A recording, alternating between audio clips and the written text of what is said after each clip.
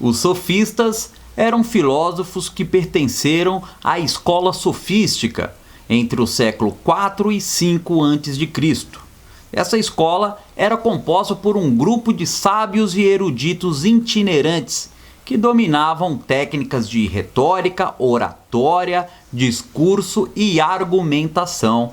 Esses pensadores estavam interessados em divulgar seus conhecimentos em troca do pagamento de taxas pelos estudantes ou aprendizes.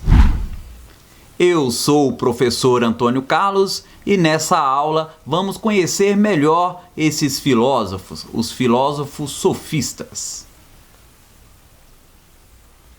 A palavra sofista, de origem grega sophistes, corresponde a um termo derivado de sofia, ou seja, sabedoria. Dessa forma, os jovens bem-nascidos, eles buscavam os sofistas interessados em adquirir conhecimentos, em especial o arete, o conceito grego que denota nobreza, excelência, virtude.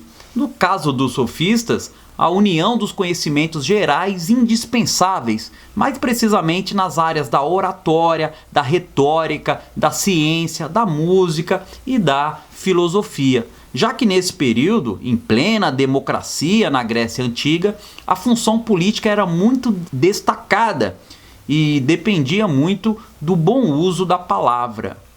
Em tempos de discussões políticas acirradas, os sofistas, que dominavam as técnicas de retórica e oratória, vendiam seus conhecimentos para todos aqueles que buscavam vencer as discussões na ágora, em plena democracia grega. Os sofistas rompem com a tradição pré-socrática, ao criticar os costumes e as tradições da sociedade ateniense da época. Esses pensadores são importantes porque são eles que vão trazer para a filosofia a ideia do relativismo. Professor, o que é relativismo? Do ponto de vista epistemológico, o relativismo vai defender a relatividade do conhecimento humano e a incognoscibilidade do absoluto e da verdade.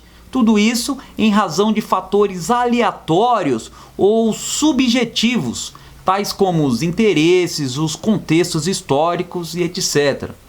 Como assim, professor? Eu não entendi nada. Olha só, os sofistas simplesmente negam a existência da verdade.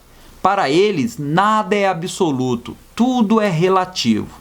Por exemplo, qual a sua opinião sobre algo? O sofista sempre responde: depende.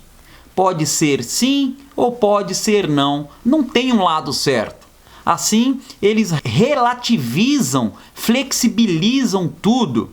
Entre os principais filósofos sofistas, mestres da argumentação, tivemos Protágoras, que ficou conhecido pela célebre frase: o homem é a medida de todas as coisas, das coisas que são, enquanto são, das coisas que não são, enquanto não são. Mais relativismo que isso é quase impossível, não é mesmo? Outro filósofo conhecidíssimo é Górgia, que, junto a Protágoras, formou a primeira geração de sofistas. Esse filósofo viveu muitos anos, quase 100 anos, e se destacou como grande orador, chegando até a ser embaixador de Atenas.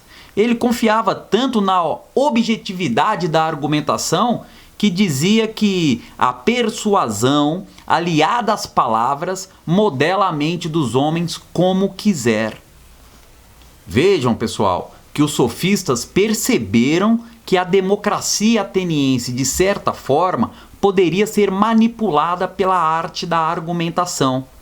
Eles trabalhavam com um jogo de palavras e de raciocínios com o intuito de convencer as pessoas.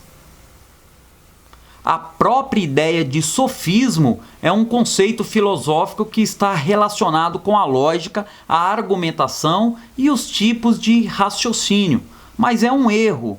uma argumentação falsa que é cometida intencionalmente com o intuito de persuadir seu interlocutor. Muitas vezes, ele pode até gerar uma ilusão de verdade, porque seus argumentos filosóficos apresentam uma estrutura lógica que parecem reais. Por causa da sua postura e de seus posicionamentos, os sofistas foram duramente combatidos por Sócrates e foram criticados também pelos filósofos gregos.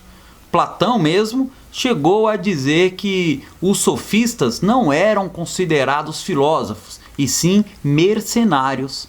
Mas isso é o que veremos então na nossa próxima aula. Se preparem, hein? Falaremos na próxima aula do filósofo Sócrates e vamos inaugurar um novo período então da filosofia antiga. Um abraço, pessoal, e até a próxima aula. Já ia me esquecendo. Não deixem de deixar aí o e-mail para receber o livro do professor Antônio Carlos, Introdução à História da Filosofia. Um abraço, até lá!